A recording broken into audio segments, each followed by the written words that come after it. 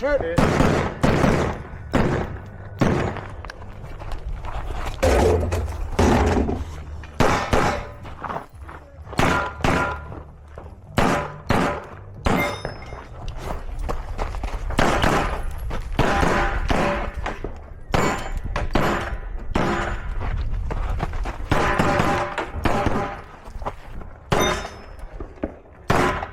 Oh, where are you? If you are finished, I'm going to show.